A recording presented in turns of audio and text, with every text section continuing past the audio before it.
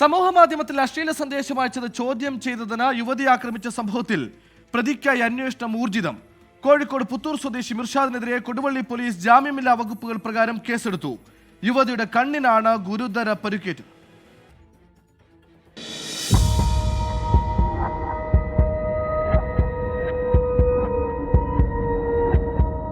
കോഴിക്കോട് പുത്തൂർ സ്വദേശിയായ മിർഷാദിനെ പിടികൂടാനായിട്ടില്ല. കൊടുവള്ളി പോലീസിന്റെ നേതൃത്വത്തിൽ പ്രതിക്കായി അന്വേഷണം ഊർജിതമാണ്. മിർഷാദ് കേരളം വിട്ടെന്നാണ് സൂചന.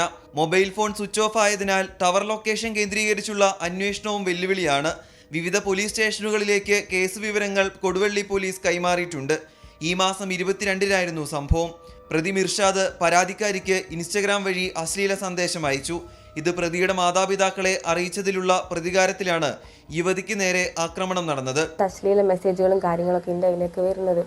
അപ്പം തന്നെ ഞാൻ റിയാക്ട് ചെയ്തിനി. ഞാൻ ഡെയിലി ഗ്രൗണ്ടിലൂടെയാണ് വരല്.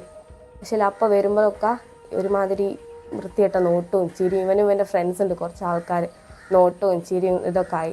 കാക്ക പറഞ്ഞു, മാമൻ പറഞ്ഞ് അവൻ്റെ വീട്ടിൽ പോയി കാര്യം സംസാരിക്കുന്നത്. അപ്പോൾ ഉമ്മ ആൾ ഭയങ്കര പാവമാണ്. അപ്പോൾ ഉമ്മ പറഞ്ഞു, മോളെ ഇങ്ങനെയാണ് കേസ് കൊടുക്കല്ലേ പ്ലീസ് എന്ന് പറഞ്ഞു. പൊയിൽക്കടവ് ഗ്രൗണ്ടിന് സമീപം തടഞ്ഞു നിർത്തി അസഭ്യവർഷവും കണ്ണിൽ കുത്തുകയും ചെയ്തു എന്നാണ് പരാതി.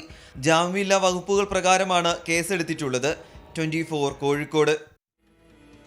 ലോകത്തെവിടെയായാലും ഏത് സമയത്തും 24 വാർത്തകളും ഓഗ്മെന്റഡ് റിയാലിറ്റി പാക്കേജുകളും എക്സ്പ്ലെയിനറുകളും വിശദമായി കാണാൻ ഞങ്ങളുടെ യൂട്യൂബ് ചാനൽ നിങ്ങൾക്ക് സബ്സ്ക്രൈബ് ചെയ്യാം.